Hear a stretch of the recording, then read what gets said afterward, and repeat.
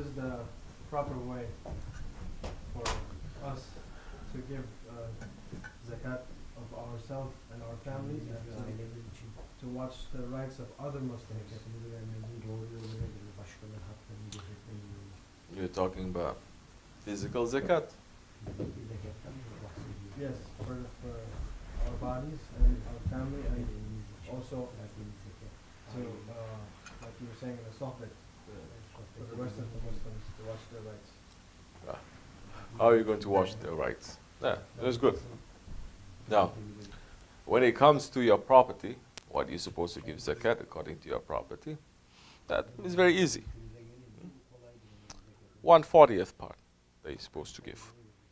Now, if there are other properties that you're holding for more than 1 year, then there are other calculations for that.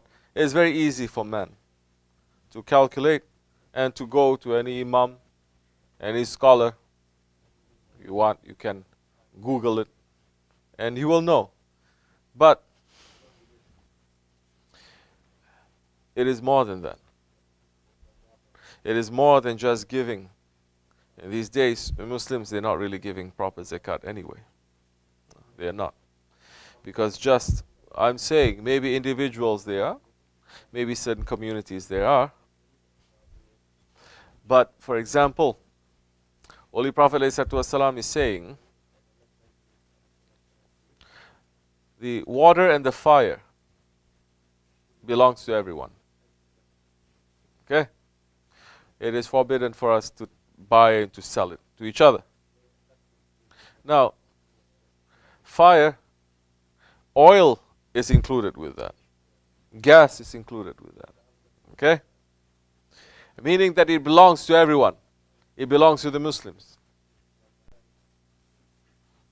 Now, I'm saying this because zakat is not being paid.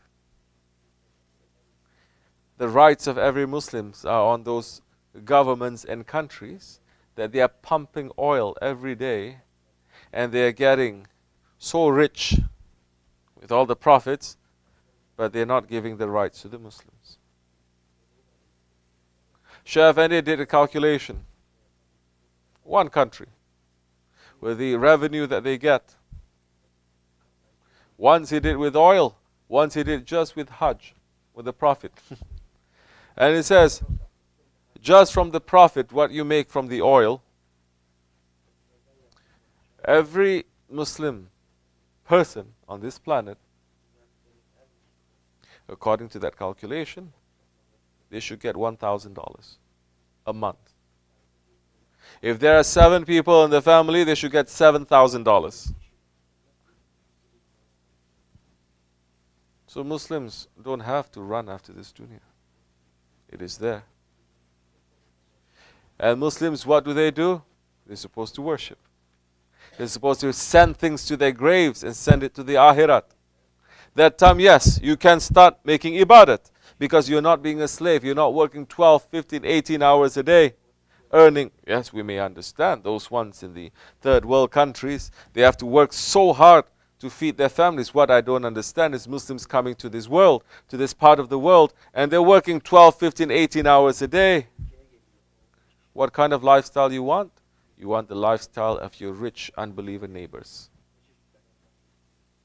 So there is something wrong there. So, now Allah is fair. That time, every Muslim, you'll have time to think, to make proper ibadat, to make zikr, to make proper relationship with one another, and to live Islam. That is not given to us. Understand? Our rights are not given to us. And Allah will question those ones. They're not being too smart too. All the oil that they have, more than 50%, they're giving it to the West anyway. I'm being very generous. I say more than 50%. Definitely it is more. If I say 90%, I'm not exaggerating.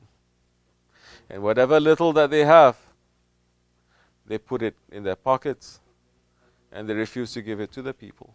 Every Muslim country is so rich in all these resources, but What happened? Because the Muslim leaders, they are not real Muslim leaders. They are not living Islam. They are not practicing Islam. They are not taking Islam for their countries, for the laws of their country. They may say, it may look as if, but it is not. And all these rights of the people they keep. So yes, that's what I mean by zakat is not being paid. Because I said before, the Muslims have never been more rich, more wealthy than they've ever been in history. And all this richness is supposed to give free time to the Muslim, to the believer, to worship Allah, not to be a slave to the dunya.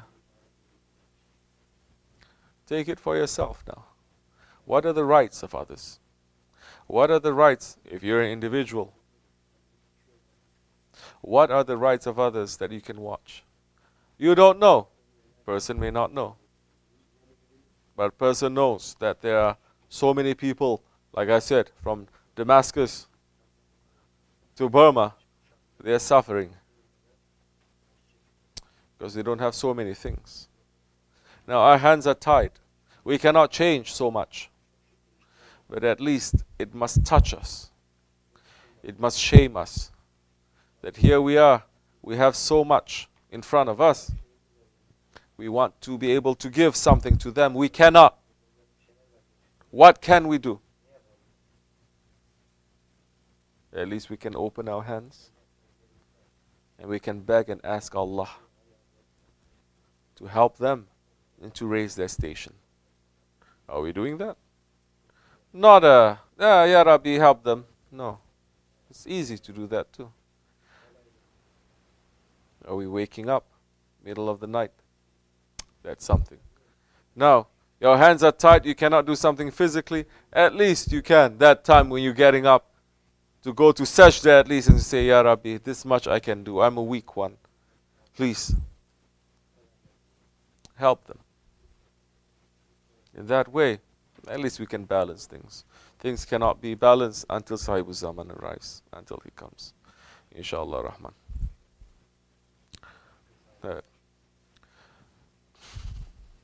Assalamu alaikum.